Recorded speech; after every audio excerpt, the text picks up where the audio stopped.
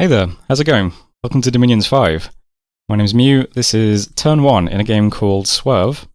We're playing as MA Eriu. In the beginning there was chaos, and now the wheel has turned once again, as it so often does. This game is running the JBBM balance mod, so Eriu has a couple of additions, mostly some coastal recruits, and this special little guy as well. And the game is also running the snow.dm mod, which just means that everything in the game has snow movement. And we are playing on a map generated using cartographic revision. I'll put a link to all of that stuff in the description underneath the video. We have started in a pretty interesting spot. We have this long river here right next to us, which is cutting off these two sides of our territory. It's not great. We have heat scales. And this is... How many river connections is this? 1, 2, 3, 4. 4 river connections right next to us that's going to cut off this terrain, which is not great. Especially since this is where like all the plains are that we want to grab. So not an ideal start, but we'll see what happens. Got a lot of swamps next to us as well. There's a swamp throne here. We've got 2 mountains. We do have some mountain recruits, but I don't think they're very interesting. This guy is a mountain recruit who lets us summon some cows that I think we're going to need for siege strength. So yeah, I think this guy is a JBBM addition. Yeah, interesting start spot. I'm not sure where we want to go. The province that we can see on turn 1, or Dominion, is pretty good though. It's a forest with 89 income, which isn't bad. We have a dragon pretender, so we could blind expand. But probably not into a forest. Forest has the potential to be kind of awkward, so I'll wait and see what we see there. We can also get up to these 2 farmlands as well. But again, slightly awkward terrain. We've got... Is this mountain or highlands? Oh, it's both. So we've got highlands, forest. But then there are like plains and 2 farmlands here. So we want to go this way for the farms. We want to go this way for the plains. We want to go this way as well because we have some coastal recruits in JBBM. So if I just bring up pretenders, yeah, we have this guy. He's a coastal priest we can recruit. Gets us some death magic, which would be quite nice. Some other coastal stuff as well. We go with a sickle staff and a net. Might be kind of useful. And these guys with bone crossbows. So we definitely want to get a coast. We want to go here for plains. We want to go here for farmlands.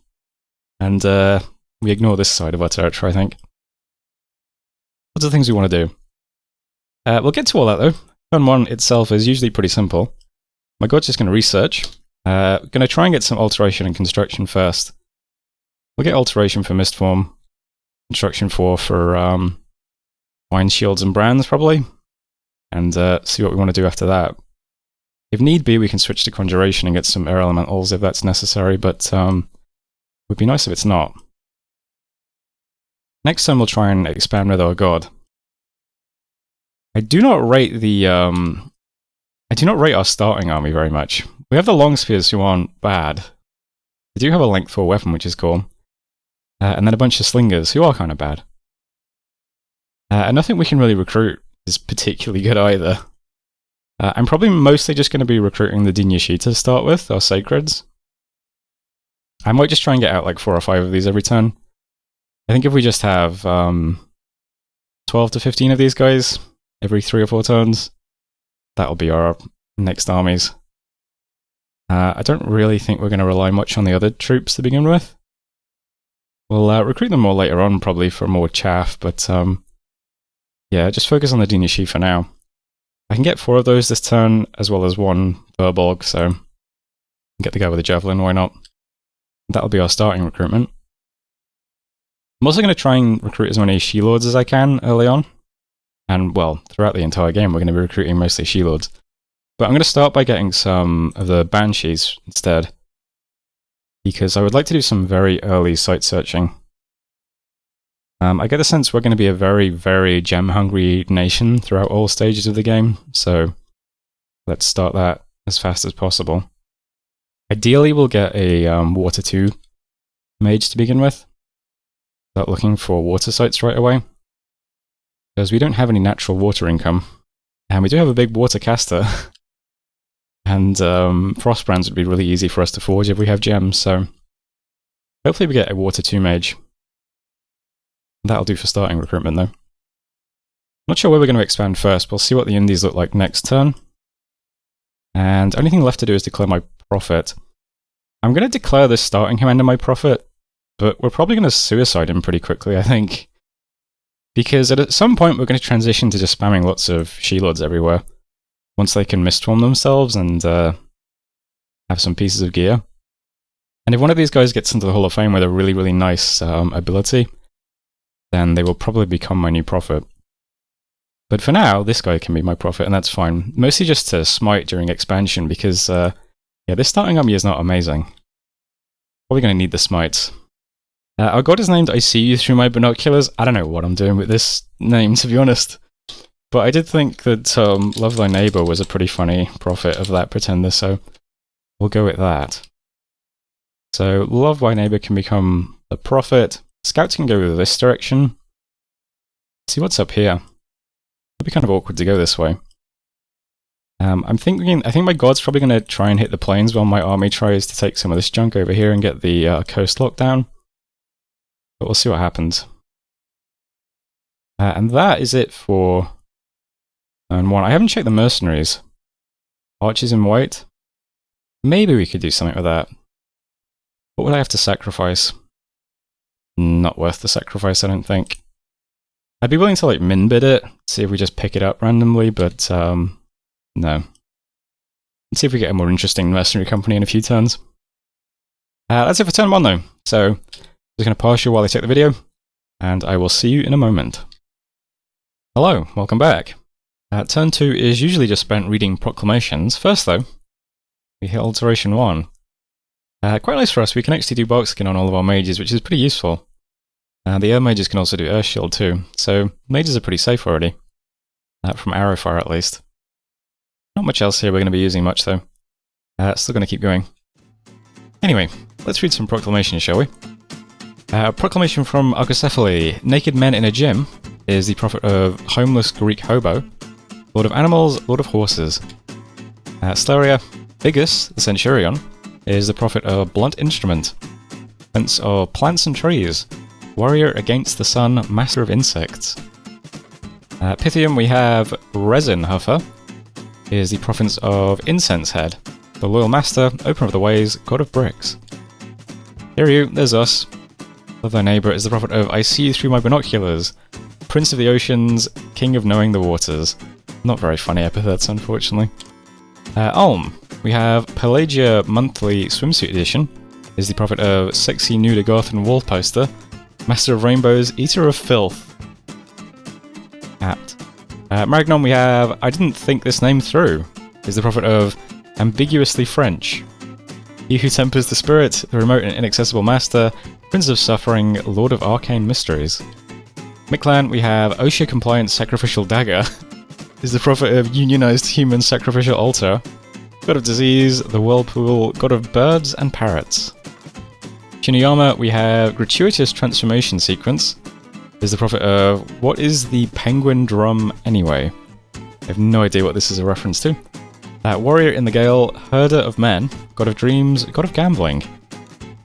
Ashdod, we have peach but canned in peak traffic. What? Is the prophet of several bespoke jars of jam. Okay. Bane of Men, king of poetry and song. Zabalba, we have Roddy P. is the prophet of hell comes to Frogtown. Princess of the forest that thirsts, the rock, the gardener of happiness. Nabar, we have oh man, what am I doing? Is the prophet of home-cooked 7-Eleven meal. King of dirt, sovereign of sin, prince of the stony ground. And that's it for proclamations. Nobody really got a particularly fitting epithet, which I'm always disappointed by. But at least everyone renamed their prophet. I'm pleased, guys. Well done. Let's get back to dominions. So turn 2, we have some options. Dominion spread to 4 provinces as well, so we can see quite a bit. Chill out over here. We have a 72 income, 76 resource mountain, guarded by some militias and heavy infantry. It's pretty easy. Boven, 60 units, but it's militias, light infantry, heavy infantry. It's not too bad. It's a 95 income province as well, so it's the highest income province we can see. Great Forest, slightly more awkward. This is a pretty low income province, it's only 48, and it's guarded by 50 wolf tribe, which are, you know, a little bit scary, especially compared to these two. And yeah, Forest of the Lost, 79 income, guarded by ring-mailed archers and militias. So ring-mailed archers are just archers.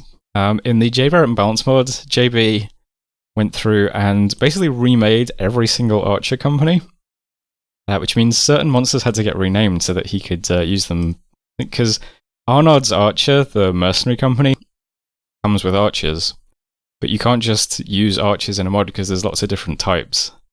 So the specific type of archers that Arnaud's Archers comes with had to be renamed, so they've been renamed to ring-mailed archers. But they are otherwise just archers, nothing else has changed about them, just the name. But just in case you're wondering. Yeah, all the mercenary companies got remade. I think this was just to make it so that Urvakel could be made unable to cast Twiceborn, so that you couldn't get him permanently. But it also means JB can tweak all the mercenaries as well, to make some of them a bit more interesting, I suppose. Anyway, yeah. Those are our expansion options. I'm going to try and get Forest of the Lost to get to Ultima Tifia, so that we have a coastal province to fort. I think that's going to be a priority. And yeah, just going to go this way because there's lots of plains here, and this is very high income. All of this seems pretty doable, except maybe the wolf tribe. So I'm pretty happy with what we can see so far. On top of that, as if this was not enough, the first Banshee that we got is actually Water 2, which is what I wanted. So she can actually sneak out as well. She doesn't have to worry about being in combat either. So she's going to sneak into the Forest of the Lost with our starting army. I realized after I checked the video last turn, not only could we recruit 4 Dinyashi and a Furbolg, we could also recruit 1 additional Slinger, so that might make all the difference. As it is though, these guys have just been put together. Melee dudes are in the front. These guys do have javelins, but it's a bit awkward. I can't like script them because then they won't throw the javelins initially. Sometimes I try putting these guys in with the slingers so that I can script them to fire. As it is though, they're just unscripted. We're going to go into archers anyway, so I don't want to hold. I want to walk forward straight away. So since they're unscripted, they should throw their javelins. But yeah, everything's pushed to the front. Slingers are on fire archers to try and pick some of those guys off early. My Prophet is in here as well. Just going to do Divine Blessing and then some Watery Deaths. This is a pretty good smite, but it's very short range. 25 range, it's, you know, 100 precision, and then it's a bunch of armor getting damage, so it should blow up humans pretty easily. We'll see how this goes. Our Blessing is a Quickness Bless. So the Dinyashi will be very fast. And their defense should go up to, what, 17 is it? I can't remember if it's +2 or +3 or +4. They get some amount of defense anyway. They should be, they should kill quite a few things. We'll see how they do anyway. We'll go to Forest of the Lost. We'll site search it next turn, and hopefully we can also take Ultima Tifia. My dragon's going to attack Dovan. I'm not super comfortable using dragons for expansion. It's been so long since I used one. I used an Azzy a while back, but the Azzy I always did on hold twice and attack archers, which worked pretty well. The dragon I'm going to pull all the way back and just have on fire closest. I think that's probably going to work fine. We'll see. We should be okay against this province anyway. I don't think this is going to kill us. Worst case scenario, if it goes horribly wrong, we might pick up an affliction, but we recuperate anyway. But we'll just see how this script works. I think this is fine. This stuff should just walk into us and then we'll hit it with breath. It should kill a few things, and then we'll start shredding with quickened attacks. Another nice JBBM change is that all of the monster pretenders got their length 0 weapons replaced with length 2 versions, which is quite nice. Except the tail sweep, it looks like. I guess that's an AoE attack though, so that's fine. Yeah, that should all be okay. No new mercenaries this turn. Turn 3, we'll see new mercs. And I don't suspect we'll have any problems with expansion just yet. Recruitment this turn, we can get 5 Dinyashi this turn, I'm going to do that. If I just do 4, we still can't recruit a mage, unfortunately. Could get a bard. But I think I'd rather just get 5 sacreds out, and next turn we should have additional gold coming in, so it should be the only turn we're ever bottlenecked on recruitment. That's fine. And up here, Scout is going to keep going north. We'll see what we can see up here. Nice thing about the dragon is because it's so mobile. I mean, this is a dragon currently has 28 map move. If we go here, but then we want to attack, you know, this province next turn or this one, you know, we can do that. Dragon is very, very mobile. High map move and flying. So that's cool. And that, I think, is it for this turn. So fingers crossed everything goes well. And, yep. I'll see you in a moment. Hello, welcome back. A late proclamation from Cadiz. Princess Diana is the prophet of Queen Elizabeth's tomb. The divine architect, king of mountains, patron of smiths. 2 battles then. First one, Forest of the Lost. You can see that we got an event in this province this turn, so no prizes for guessing if we take this or not. I was curious if these guys would throw their javelins or not, if they were unscripted. Turns out no, they're just attacking. Try and fix that.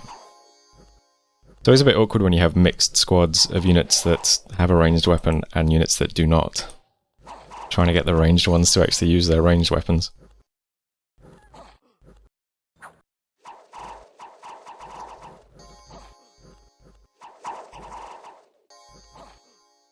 So they've got our Bless, by the way, which is just a quickness Bless. Let's put them on 22 combat speed and, yeah, 17 defense, so it's +2. Attack as well. Very nice stats, very fast. So that province goes fine. We lost 1 long spear. Yeah, very small province, that was better than I expected though. And there was also Dovan.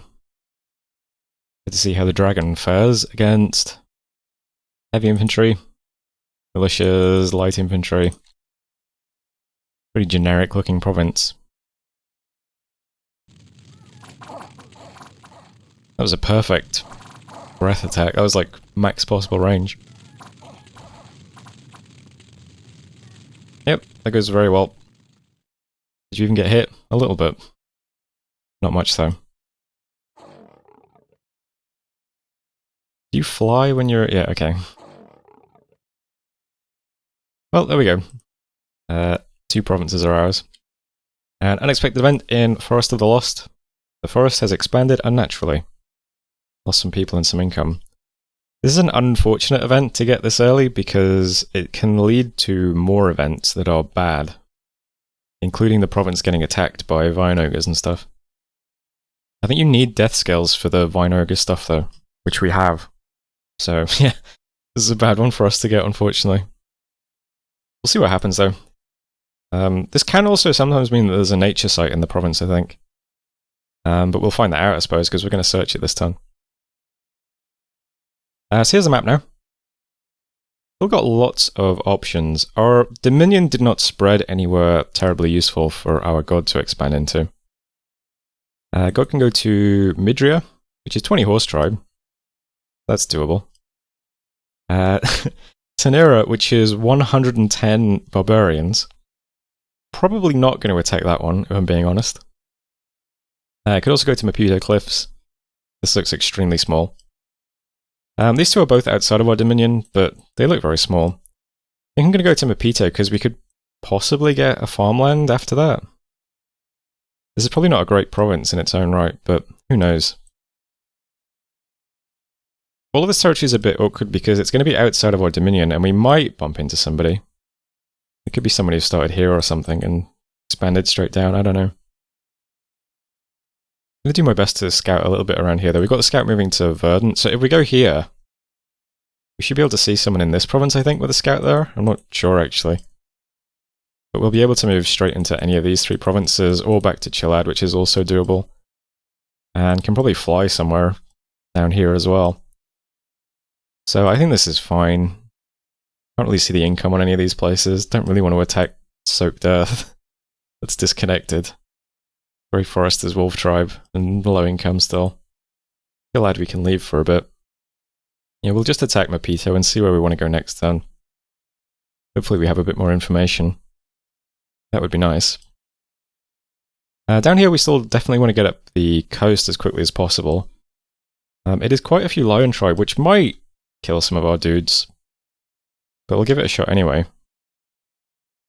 So when you have units that have a ranged weapon, and they're in a squad where there are guys with no ranged weapons in front of them, you can't actually make them fire their ranged weapon, but since the slingers are a higher unit ID, since they're spawned first, I think if we put one slinger in this squad, that these guys will now throw their javelins. I could be wrong. Well, they're unscripted. I'm not sure exactly how this stuff works, but let's see if they throw their javelins now that there's a slinger at the front of the squad.